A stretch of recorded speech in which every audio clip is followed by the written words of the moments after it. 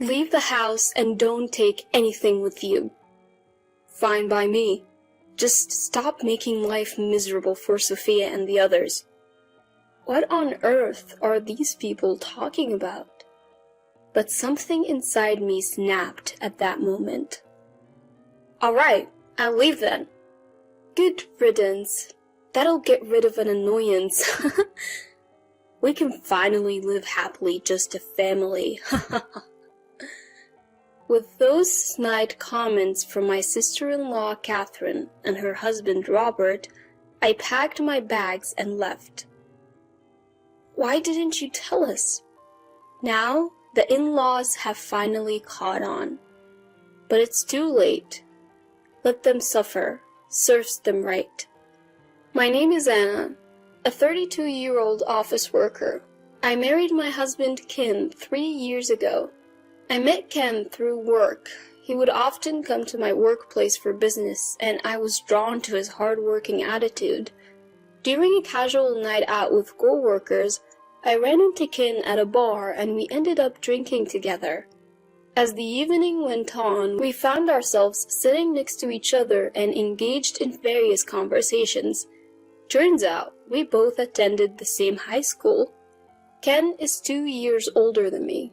Apparently, he was a senior when I was a freshman, but we never met.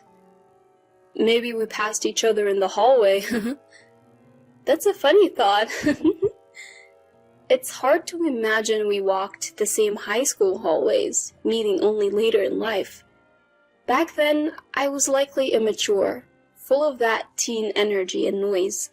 Who knows, maybe he saw me in the hallways and found me annoying. Thinking about it, I'm glad we met after we both matured a bit. That night out was the catalyst for Ken and me growing closer. He eventually asked me out to dinner and we started meeting up after work. One date led to another and we became a couple. Ken was kind, mature, and someone I could rely on. Gradually, I found myself falling for him. Our relationship progressed smoothly, and about a year in, Ken popped the question. Anna, you're the one for me. I think it's fate we went to the same high school. Will you marry me? Yes, I'd be honored. And so, we decided to get married.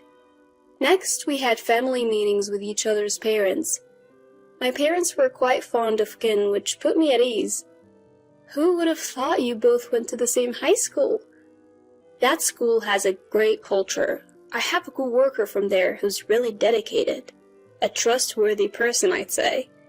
My dad can be quite stubborn, so hearing him say that was a relief. Ken had graduated from a prestigious university and worked for a reputable company, so I wasn't too worried, but it was nice to have my parents' approval. Then we visited Ken's family for another family meeting. That's when things got a little uncomfortable. Ken's parents weren't exactly the warmest people. So, you're Ken's fiancé. You're quite plain, aren't you? We were hoping for a supermodel or at least the daughter of a big company CEO, given where Ken works. Hey, Dad, Mom, that's rude. Just kidding. You always take things so seriously, Ken. Right, don't take it to heart. Just parent humor. Sophia, my mother-in-law, and William, my father-in-law, were clearly mocking me. You didn't go to a famous university and I've never heard of your company. But as long as you focus on housework and have children, it won't be an issue. They made it sound like I was just a housekeeper and a baby-making machine. The family meeting made me instantly uncomfortable around my in-laws. Nevertheless, we wrapped up the meetings and got married. Married life was blissful. We both worked hard at our jobs and shared household chores. Ken was an excellent cook, even better than me, so I always looked forward to his meals. Whenever I made a request, he'd whip up that dish and it would always taste amazing. Even when I'd come home tired from work, eating Ken's cooking would lift my spirits. Of course, when it was my turn, I put my all into cooking. Ken would always compliment my cooking, saying it was delicious. I really like the depth of flavor in Anna's cooking. I guess I tend to overcomplicate things a bit, you know? No way, Ken. Your food tastes like it came straight from a restaurant. I feel like we're having our own personal chef. Really, that means a lot to hear you say that. We were always full of praise for each other. That's why we've been able to have such a harmonious married life. 2 years have flown by since we got married, and we're still as close as ever. But there has been one nagging issue. We haven't been able to have kids. Now, it's only been 2 years, so we're not exactly in a rush, but the pressure from my in-laws has been substantial. When are you going to get pregnant, Anna? Sophia, you asked about this just last week over the phone. These things don't change overnight. What are you talking about? If you keep procrastinating, that's why you won't have children. Are you sure you're even capable? What? Did you hide that from Ken when you married him? Absolutely not. If you're lying, I won't let it slide. Sophia often cornered me like this. Eventually, I underwent fertility testing and reported to my in-laws that I was fully capable of having children. They weren't exactly thrilled, but at least they understood I could have kids. Still, they continued to heap on the pressure. If you're capable of having kids, then hurry up. What a useless daughter-in-law. Being pressured like this only makes it harder to conceive. Every visit to the in-laws' house became an ordeal, and both of them would only criticize me when Ken wasn't around. Sophia would often call to confirm Ken was away before launching into her tirades. Life with Ken was great, but dealing with the in-laws was causing me a lot of stress. I felt uneasy, fearing that I'd have to endure their criticisms indefinitely. However, amidst all this, another issue arose. William, Ken's father, became frail and needed nursing care. And, of course, the in-laws expected us to move in with them. Ken is the eldest son, so it's only natural that he helps out. Since you can't have kids, the least you can do is be useful. They continued to press us like this, and Ken, unaware of the emotional toll his parents were taking on me, broached the subject of us moving together. Mom seems to be struggling a lot. I really want to help out if I can. What do you think? I was really torn. Living together would likely be hard. My in-laws have been giving me a hard time behind Ken's back. If I outright say no, Ken would be shocked. So I decided to lay down some conditions. Okay, I get that Sophia and the family are having a hard time. Can I add some conditions of my own? Sure, go ahead. I'm the one asking for a favor after all. Thanks. First off, I won't be taking care of William. Normally, that should fall on Sophia or their actual son, you, Ken.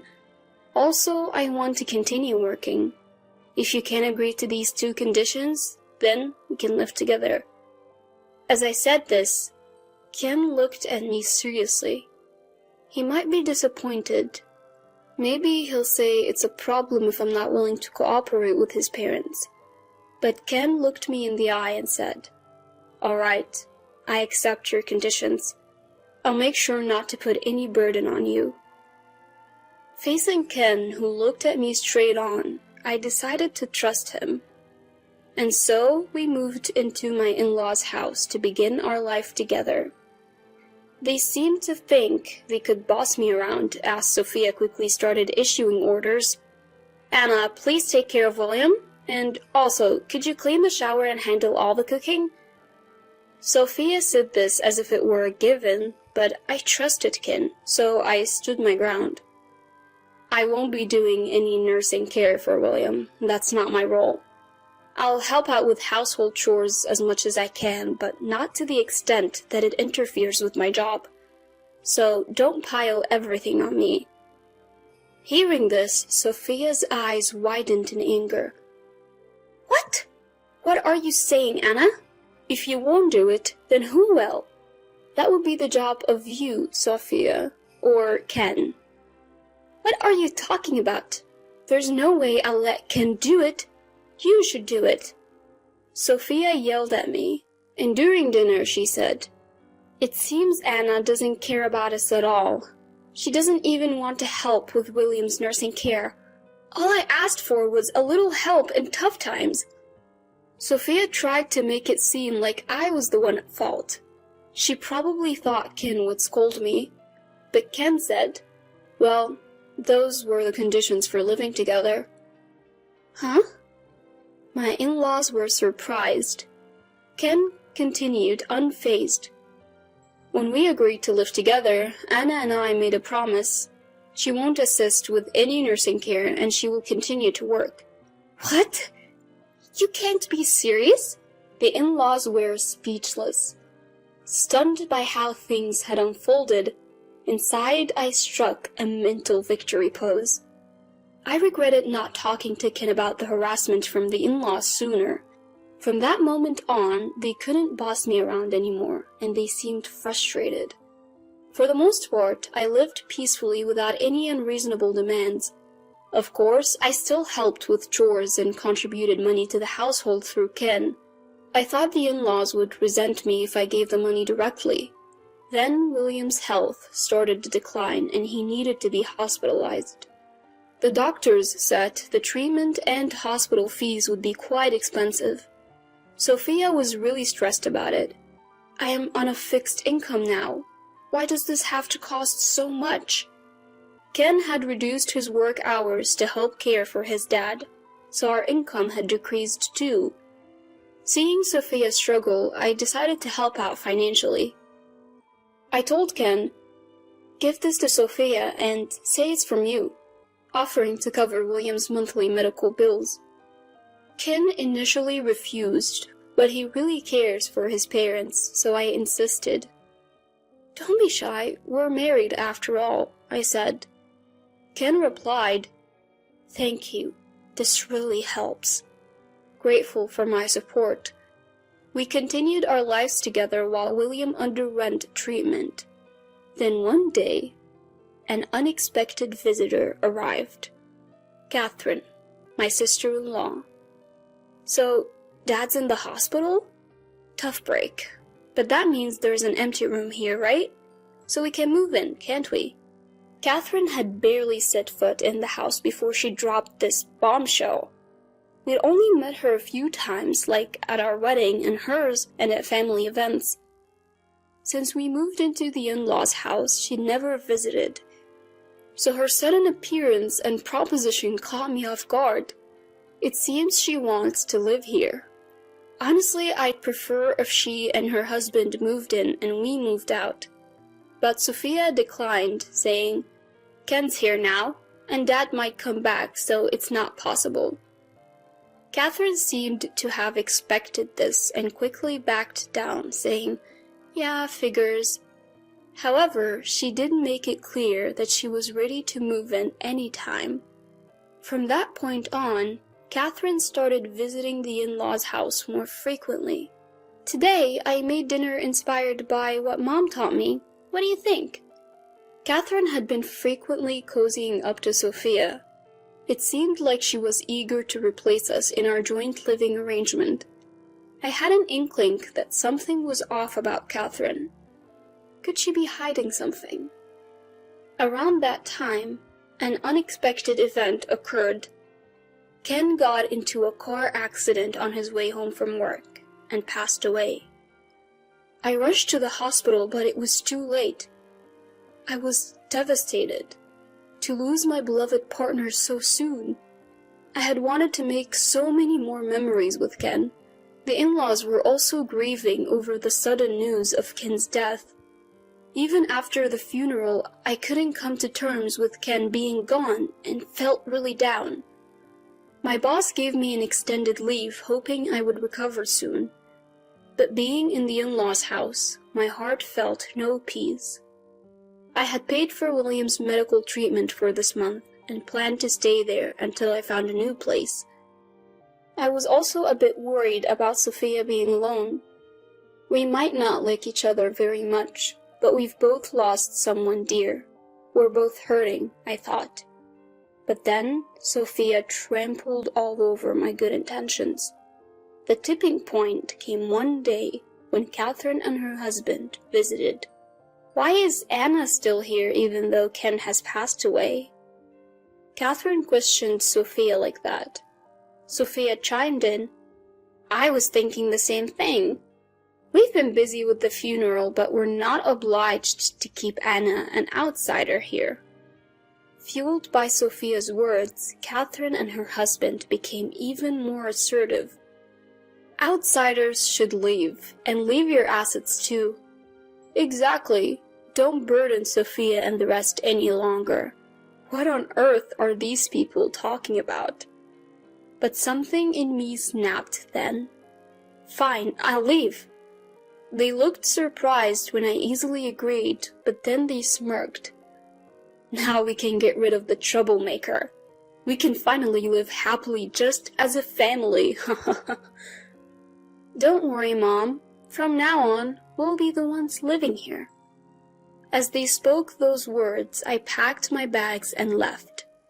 A month had passed since then. Living in a studio apartment near my workplace, I had been focusing on my career. Then one day, I received a call from an unknown number. Hello? Thinking it might be work-related, I answered. It was Sophia. Anna? Why didn't you tell me? I had no idea you were the one paying for William's medical bills. And the money in the house, it wasn't Ken, but you. It was too late for the people in my in-laws' house to realize the truth. They had it coming. I thought it would make things easier if we said the money came from Ken. Truthfully, Ken was cutting back on work to help with William's nursing care, so I was the one making significantly more money. So that's how it was. I'm sorry for not noticing. Can you help us again? No way. What? Why? I always tried to be minimally supportive as family, even when mistreated by you and others. But you continued to harass me without knowing the truth, even trying to kick me out. I've put an end to my martial ties with the late Ken. We're now complete strangers. Please figure out how to handle William and your daughter's family issues on your own. I said that and hung up. Then I blocked her number. I later learned from a relative still in contact with me that William had tried to force Sophia into a divorce to prioritize his own treatment. He probably thought they could afford it if one less person needed supporting. However, Sophia refused, insisting she would only agree to a divorce if she got a huge settlement. Right now, their family is a mess, embroiled in legal battles. Both are being emotional, but they'll soon realize the lawyer fees will bleed them dry. Eventually, there won't be any assets left to divide. Catherine and her husband, it turns out, had debts, and they were close to being kicked out back then. In-laws have just now realized the fact, but it's too late. They were planning to mooch off my in-laws, but that failed miserably as my in-laws are now on the brink of divorce. Currently, Catherine and her husband are living in a cheap apartment and are asking relatives and friends for loans. However, no one is lending them money because they can expect that they will never get it back. Their debt will continue to grow with interest, making their situation even worse. Knowing my in-laws are spiraling downward like this, I thought, serves you right. I decided to put them behind me and move on. Of course, I'll never forget Ken, who was kind to me. I plan to live my life to the fullest so that someday we'll have a lot to talk about in heaven.